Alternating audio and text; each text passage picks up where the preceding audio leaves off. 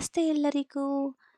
ನಾನು ನಿಮ್ಮ ಪ್ರೀತಿಯ ಸಹನಾ. ಫ್ರೆಂಡ್ಸ್, ಇದು ಬಂದು ನನ್ನ ಡಯಟ್‌ನ 25ನೇ ದಿನ. ಹಾಗೆ ಬಂದು ಶುಕ್ರವಾರದ ವ್ಲಾಗ್ ಕೂಡ ಆಗಿರುತ್ತೆ ಫ್ರೆಂಡ್ಸ್, ಫ್ರೈಡೇ. ಮತ್ತು ನಾನು ಮಾರ್ನಿಂಗ್ ವಾಕಿಂಗ್ ಎಲ್ಲ ಕಂಪ್ಲೀಟ್ ಮಾಡ್ಕೊಂಡು ಬಂದು ಇವತ್ತು ಒಂದು ಡಿಟಾಕ್ಸ್ ಮಾಡ್ಕೊಳ್ತಾ ಇದ್ದೀನಿ. ಡಿಟಾಕ್ಸ್ ಅಂತ ಹೇಳಿದ್ರೆ ಇದಕ್ಕೆ ಸ್ವಲ್ಪ ಅರಶಿನ ಪುಡಿ, ಹಾಗೆ ಚಕ್ಕೆ ಪೌಡರು ಮತ್ತು ಮೆಣಸಿನ ಪೌಡರು. ಸೊ ಇದಿಷ್ಟನ್ನು ಸ್ವಲ್ಪ ಸ್ವಲ್ಪ ಹಾಕ್ಕೊಂಡು 5 to 10 ಮಿನಿಟ್ಸು ಇದನ್ನು ನೀಟಾಗಿ ಕುದಿಸ್ಕೊಂಡ್ಬಿಟ್ಟು ತಗೊಳ್ಬೇಕು. ನೋಡಿ, ಈ ಥರ ಇರುತ್ತೆ, ಯೆಲ್ಲೋ ಕಲರ್ದು. ಕುಡಿಯೋದಕ್ಕೂ ತುಂಬ ಚೆನ್ನಾಗಿರುತ್ತೆ. ಸೊ ಈ ಥರ ಒಂದು ಸಲ ಟ್ರೈ ಮಾಡಿ ನೋಡಿ. ಹಾಗೆ ನಾನು ಬ್ರೇಕ್ಫಾಸ್ಟ್ಗೆ ಅಂತ ಹೇಳಿಬಿಟ್ಟು ಮಾವಿನೆಣ್ಣೆ, ಮಾವಿನ ಸೀಸನ್ ಅಲ್ವಾ, ಸೊ ಹಾಗಾಗಿ ಮಾವಿನೆಣ್ಣೆ ತೊಗೊಂಡ್ಬಿಟ್ಟೆ. ಮತ್ತು ದೋಸೆ ಮಾಡಿದ್ವಲ್ವ, ಮೊನ್ನೆ ದೋಸೆ ಮಾಡ್ಕೊಂಡಿದ್ವಿ, ಅದ್ರದ್ದು ಹಿಟ್ಟು ಸ್ವಲ್ಪ ಎತ್ತಿಟ್ಟಿದ್ದೆ ನಾನು. ಸೊ ಅದಕ್ಕೆ ಕಾಯಿ ತುರಿನ ಮಿಕ್ಸಿಗೆ ಹಾಕ್ಕೊಂಡು ರುಬ್ಕೊಂಡ್ಬಿಟ್ಟು ಆ ಹಿಟ್ಟಿಗೆ ಮಿಕ್ಸ್ ಮಾಡಿಕೊಂಡು ಮಾಡಿದ್ರೆ ತುಂಬ ಚೆನ್ನಾಗಿರುತ್ತೆ. ಹಾಗೆ ಬೇಕಂದರೆ ಸ್ವಲ್ಪ ಗೋಧಿ ಹಿಟ್ಟನ್ನ ಹಾಕ್ಕೊಳ್ಬೋದು. ಸೊ ನಾನು ಕಾಯಿ ತುರಿನ ರುಬ್ಕೊಂಡ್ಬಿಟ್ಟು ಹಾಕ್ಕೊಂಡಿದ್ದೆ, ತುಂಬ ಚೆನ್ನಾಗಿತ್ತು ದೋಸೆ ಮಾತ್ರ. ಸೊ ನಾನು ಅದನ್ನೇ ತೊಗೊಂಡೆ, ಚಟ್ನಿ ಮತ್ತು ದೋಸೆ ಎಲ್ಲನ. ಸೊ ಈ ಥರ ಒಂದು ಸಲ ದೋಸೆ ಮಾಡಿದಾಗ ನೀವು ಈ ಥರನೂ ಒಂದು ಸಲ ಮಾಡಿ ನೋಡಿ. ಏನಿಲ್ಲ, ಕಾಯಿ ತುರಿ ಇರುತ್ತಲ್ವ, ಅದನ್ನು ರುಬ್ಕೊಂಡ್ಬಿಟ್ಟು ಅದಕ್ಕೆ ಮಿಕ್ಸ್ ಮಾಡ್ಕೊಳ್ಳೋದಷ್ಟೇ, ಏನಿಲ್ಲ. ಮತ್ತು ಅದನ್ನು ಮಧ್ಯಾಹ್ನ ತೊಗೊಂಡೆ. ಮತ್ತು ಸಂಜೆಗೆ ಅಂತ ಹೇಳಿಬಿಟ್ಟು ಬೆಂಡೆಕಾಯಿ ಪಲ್ಯ ಮಾಡೋಣ ಅಂತ ಹೇಳಿ ರೆಡಿ ಮಾಡ್ಕೊಳ್ತಿದ್ದೆ. ಹಾಗೆ ನಮ್ಮ ಮನೆಯವರು ದಾಲ್ ಕೂಡ ಮಾಡಿಕೊಡು ಅಂತ ಹೇಳಿದ್ದಕ್ಕೆ ಏನು ತೊಗರಿಬೇಳೆ ದಾಲ್ ಕೂಡ ಮಾಡಿಕೊಂಡೆ. ಅದಕ್ಕೂ ಕೂಡ ರೆಡಿ ಮಾಡ್ಕೊಳ್ತಾ ಇದ್ದೀನಿ ನಾನು.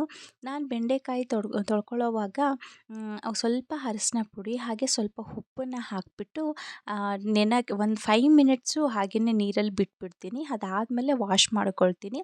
ಇದು ಬೆಂಡೆಕಾಯಿ ಪಲ್ಯ ಹೇಗೆ ಮಾಡೋದು ಅಂತ ಹೇಳಿಬಿಟ್ಟು ನಾನು ಒಂದು ರೆಸಿಪಿನಲ್ಲಿ ಹಾಕಿದ್ದೀನಿ ಕೂಡ, ಅದನ್ನು ಒಂದು ವಿಡಿಯೋ ಮಾಡಿ ಶೇರ್ ಮಾಡಿದ್ದೀನಿ ನಾನು.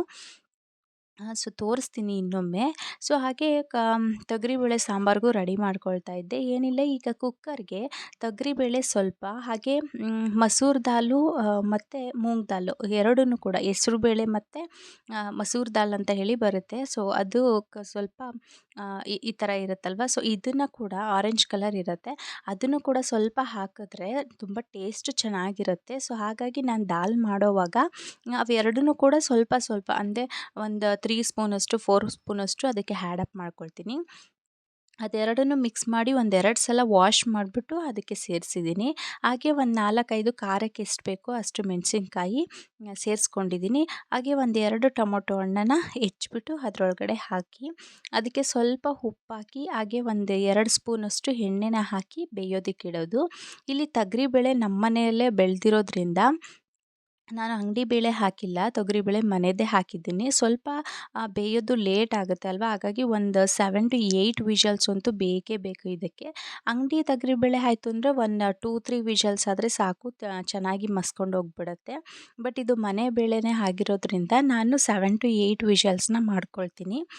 ಸೊ ಈಗ ಸ್ವಲ್ಪ ಈ ಬೇಳೆಗೆ ಒಂದೆರಡು ಸ್ಪೂನಷ್ಟು ಎಣ್ಣೆ ಹಾಕಿದ್ರೆ ಚೆನ್ನಾಗಿ ಬೇಯ್ಕೊಳ್ಳುತ್ತೆ. ಅರಶಿನ ಪುಡಿ ಮತ್ತು ಉಪ್ಪು ಎಲ್ಲ ಹಾಕಿದ್ರೆ ಸ್ವಲ್ಪ ಚೆನ್ನಾಗಿ ಬೇಯುತ್ತೆ, ಮಸ್ಕೊಂಡು ಹೋಗುತ್ತೆ ಅನ್ನೋದಕ್ಕೆ ನಾನು ಹಾಕ್ತೀನಿ. ಸೊ ಈಗ ಕುಕ್ಕರ್ನ ಇಟ್ಬಿಟ್ಟು ಒಂದು 7 to 8 ವಿಷಲ್ಸ ಮಾಡ್ಕೊಳ್ಳೋದು. ಹಾಗೆ ಸಾಂಬಾರಿಗೆ ಅಂತ ಹೇಳಿ ಎಲ್ಲ ರೆಡಿ ಮಾಡ್ಕೊಂಡಿದ್ದೆ ಅಲ್ವಾ, ಅದನ್ನು ಕೂಡ ಒಗ್ಗರಣೆ ಮಾಡ್ಕೊಳ್ಳೋಣ ಅಂತ ಹೇಳ್ಬಿಟ್ಟು ಒಂದು ಪಾತ್ರೆಗೆ ಸ್ವಲ್ಪ ಎಣ್ಣೆ, ಸಾಸಿವೆ ಮತ್ತು ಸ್ವಲ್ಪ ಜೀರಿಗೆ ಇಷ್ಟನ್ನು ಹಾಕ್ಕೊಂಡು ಅದು ಚಿಟಪಟ ಅಂತ ಸಿಡಿದ್ಮೇಲೆ ನಾನಿವಾಗ ಈರುಳ್ಳಿ ಮತ್ತು ಕರ್ಬೇವಿನ ಸೊಪ್ಪು ಎರಡನ್ನೂ ಹಾಕ್ಕೊಂಡು ಮಾಗಿಸ್ಕೊಳ್ತಾ ಇದ್ದೀನಿ. ಸೊ ಜಾಸ್ತಿ ಬಾಡಿಸೋ ಅವಶ್ಯಕತೆ ಇಲ್ಲ, ಸ್ವಲ್ಪ ಬ್ರೌನ್ ಕಲರ್ ಬಂದರೆ ಸಾಕು, ಅಷ್ಟು ಬಂದರೆ ಸಾಕು. ಮತ್ತು ಇದಕ್ಕೆ ನೋಡಿ ಇಷ್ಟು ಮಾಗಿದ್ರೆ ಸಾಕು. ಅದಾದಮೇಲೆ ನಾವು ಬೇಯಿಸ್ಕೊಂಡಿರ್ತೀವಲ್ವ, ಸೊ ಅದನ್ನು ಒಗ್ಗರಣೆಗೆ ಹಾಕಿ ಮಿಕ್ಸ್ ಮಾಡಿದ್ರೆ ಸಾಕು. ಮತ್ತು ಇದಕ್ಕೆ ಟೇಸ್ಟ್ನ ನೋಡಿಕೊಂಡು ಹಾಕ್ಕೊಳ್ಬೇಕು. ಇವಾಗಲೇ ಉಪ್ಪು ಸರಿಯಾಗಿದೆಯಾ, ಹುಳಿ ಸರಿಯಾಗಿದೆಯಾ ಅಂತ. ಇದಕ್ಕೆ ಹುಣಸೆಹಣ್ಣು ಹಾಕೋ ಅವಶ್ಯಕತೆ ಇಲ್ಲ. ಇಲ್ಲಿ ನಾನು ಕುಕ್ಕರಲ್ಲಿ ಮೆಣಸಿನ್ಕಾಯಿ ಎಲ್ಲ ಬೇಯೋದಕ್ಕಿಟ್ಟಿದ್ದೆ ಅಲ್ವಾ, ಸೊ ಅದು ನೀಟಾಗಿ ಮ್ಯಾಶ್ ಆಗಿರಲಿಲ್ಲ, ಹಾಗಾಗಿ ನಾನು ಸ್ವಲ್ಪ ಬೇಳೆ ಹಾಗೆ ಬೆಂದಿರಲಿಲ್ಲ ಮೆಣಸಿನ್ಕಾಯಿ ಅದನ್ನು ಕೂಡ ಮಿಕ್ಸಿ ಜಾರ್ಗೆ ಹಾಕ್ಕೊಂಡು ರುಬ್ಕೊಂಡ್ಬಿಟ್ಟು ಇದಕ್ಕೆ ಮಿಕ್ಸ್ ಮಾಡ್ತಿದ್ದೀನಿ ಅಷ್ಟೇ, ಬೇರೆ ಏನು ರುಬ್ಕೊಂಡಿಲ್ಲ ಅದಕ್ಕೆ. ಸೊ ಇದಿಷ್ಟನ್ನು ರುಬ್ಬಿಟ್ಟು ಎಷ್ಟು ಗಟ್ಟಿ ಬೇಕೋ ನಮಗೆ ಕನ್ಸಿಸ್ಟೆನ್ಸಿ ನೋಡಿಕೊಂಡು ಮಾಡ್ಕೊಳ್ಳಿ. ಇಲ್ಲ ತೆಳುಗಬೇಕು ಅನ್ನಕ್ಕೆಲ್ಲ ಅಂತ ಹೇಳಿದ್ರೆ ಸ್ವಲ್ಪ ನೀರನ್ನ ಆ್ಯಡ್ ಮಾಡಿ ಉಪ್ಪು ಖಾರ ನೋಡಿಕೊಂಡ್ರೆ ಆಯಿತು, ಸಾಂಬಾರು ರೆಡಿ ಆಗೋಯ್ತು ದಾಲ್ದು. ಮತ್ತು ನಾನಿವಾಗ ಬೆಂಡೆಕಾಯಿ ಪಲ್ಯಕ್ಕೂ ರೆಡಿ ಮಾಡ್ಕೊಂಡಿದ್ದೆ ಅಲ್ವಾ, ಎಲ್ಲ ಹೆಚ್ಕೊಂಡು ರೆಡಿ ಮಾಡಿಕೊಂಡು ಬೆಂಡೆಕಾಯಿನೂ ಕೂಡ ಇದೇ ಬಾಣಲಿನಲ್ಲಿ ಸ್ವಲ್ಪ ಎಣ್ಣೆ ಹಾಕಿಬಿಟ್ಟು ರುಬ್ಕೊಂಡು ಮಾಗಿಸ್ಕೊಂಡು ಎತ್ಕೊಂಡಿದ್ದೆ. ಈಗ ಒಗ್ಗರಣೆ ಅದೇ ಬಾಣಲಿಗೆ ಹಾಕ್ತಿದ್ದೀನಿ. ಸೊ ಬಾಣಲಿ ಸ್ವಲ್ಪ ಕಪ್ಪಗಾಗುತ್ತೆ. ಕೆಲವರು ಕಬ್ಬಿಣದ ಬಾಣಲೆ ಎಲ್ಲ ಯೂಸ್ ಮಾಡ್ತಾರೆ. ಸೊ ಹೋಗುತ್ತೆ ಲಾಸ್ಟಿಗೆ, ಏನಾಗಲ್ಲ, ಬಟ್ ಕಪ್ಪಗಾಗುತ್ತೆ ಅನ್ನೋ ಕಾರಣಕ್ಕೆ ಕಬ್ಬಿಣದ ಬಾಣಲೆನ ಯೂಸ್ ಮಾಡ್ತಾರೆ. ಸೊ ಈಗ ನಾನು ಸ್ವಲ್ಪ ಎಣ್ಣೆ ಹಾಗೆ ಸಾಸಿವೆ ಮತ್ತು ಮೆಣಸಿನ್ಕಾಯಿ ಇದಿಷ್ಟನ್ನು ಮಾಗಿಸ್ಕೊಂಡು ಆದಮೇಲೆ ಈರುಳ್ಳಿ ಮತ್ತು ಕರ್ಬೇವಿನ ಸೊಪ್ಪು ಹಾಕಿ ನೀಟಾಗಿ ಮಾಗಿಸ್ಕೊಂಡು ಅದಕ್ಕೆ ಒಂದೆರಡು ಟೊಮೊಟೊ ಹೆಚ್ಚಿಟ್ಕೊಂಡಿದ್ದೆ ಅಲ್ವಾ, ಟೊಮೊಟೊನ ಹಾಕಿ ಸ್ವಲ್ಪ ಅರಶಿನ ಪುಡಿ ಹಾಗೆ ಉಪ್ಪು, ರುಚಿಗೆ ತಕ್ಕಷ್ಟು ಉಪ್ಪನ್ನ ಹಾಕಿ ಬೆಂಡೆಕಾಯಿನೂ ಹಾಕಿ ಮಾಗಿಸ್ಕೊಂಡೆ. ಸೊ ಇದಿಷ್ಟು ಆಯಿತು. ಹಾಗೆ ಇದು ಊಟಕ್ಕೆ ಮನೆಯವ್ರಿಗೆಲ್ಲರಿಗಂತ ಮಾಡಿದ್ದೆ. ನನಗೆ ಮಧ್ಯಾಹ್ನಕ್ಕೆ ದೋಸೆನೇ ತೊಗೊಂಡೆ. ರಾತ್ರಿಗೆ ಮಾತ್ರ ಬೆಂಡೆಕಾಯಿ ಪಲ್ಯ ಚಪಾತಿ ಮಾಡಿಕೊಂಡೆ.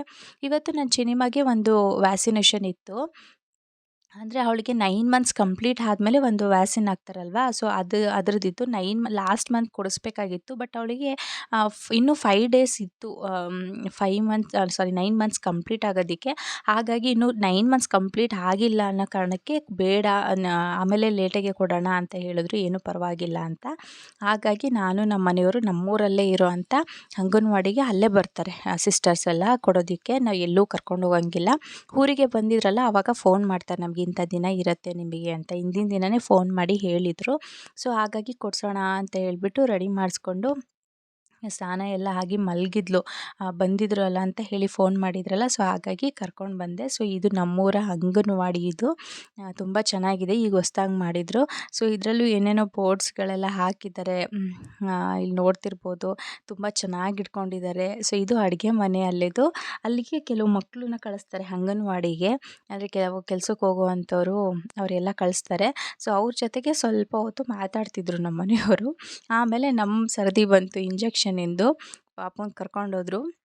ಇದರಲ್ಲಿ ಅವಳಿಗೆ ಎಷ್ಟು ಟೋಟಲ್ಲಾಗಿ 4 ಇಂಜೆಕ್ಷನ್ ಕೊಡಿಸಿದ್ವಿ. ಅವ್ರಿಗೆ ನಾನು ಮುಂಚೆ ಒಂದ್ಸಲ ಬಂದು ಹೋಗಿದೆ ನಾನು, ಬಟ್ ಅವರ ಸಿಸ್ಟರ್ ಇನ್ನೂ ಬಂದಿರಲಿಲ್ಲ. 1 ಅವರ್ ವೆಯ್ಟ್ ಮಾಡಬೇಕಾಗತ್ತೆ ಅಂತ ಹೇಳ್ಬಿಟ್ಟು ಮತ್ತೆ ಮನೆಗೆ ಹೋಗ್ಬಿಟ್ಟು ವಾಪಸ್ ಬಂದ್ವಿ. ಅವಳಿಗೆ ಇಂಜೆಕ್ಷನ್ ಅಂತ ಗೊತ್ತಿಲ್ಲ ಪಾಪ.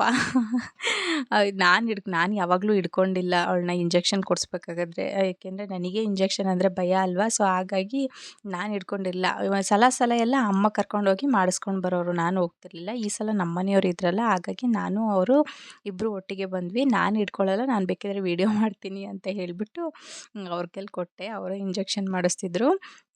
ಇದರಲ್ಲಿ 4 ಥರ ಇಂಜೆಕ್ಷನ್ ಮಾಡಿಸಿದ್ದಾರೆ. ಆಫ್ಟರ್ 9 ಮಂತ್ 4 ಕೊಡ್ತಾರೆ. ಯಾವುದು MR ಅಂತ ಹೇಳಿ, JE ಅಂತ, ಮತ್ತು ರೂಟಾ ಹಾಗೆ DCV ಅಂತ ಹೇಳಿಬಿಟ್ಟು ಇಷ್ಟು ಕೊಡ್ತಾರೆ. ಈ ಸಲ ಏನು ಡ್ರಾಪ್ಸ್ ಏನೂ ಇರಲಿಲ್ಲ. ನಾನು 4 ಇಂಜೆಕ್ಷನ್ ಅಲ್ವಾ ಪಾಪ, ಕೈ ಕಾಲು ಎಲ್ಲ ನೋವಾಗುತ್ತೆ. ಇವತ್ತು ರಾತ್ರಿ ಎಲ್ಲ ಕಾಟ ಕೊಡ್ತಾಳೆ ಅಂತ ಅಂದ್ಕೊಂಡ್ವಿ. ಬಟ್ ಕೇಳಿದ್ನಲ್ಲ ನಾನು, ಇದಕ್ಕೇನು ಜ್ವರ ಬರಲ್ಲ, ನೋವು ಸ್ವಲ್ಪ ಇರುತ್ತೆ ಅಷ್ಟೇ ಅಂತ ಹೇಳಿದರು. ಸದ್ಯ ಹೆಂಗೋ ಜ್ವರ ಏನೂ ಬರಲಿಲ್ಲ ಅವಳಿಗೆ.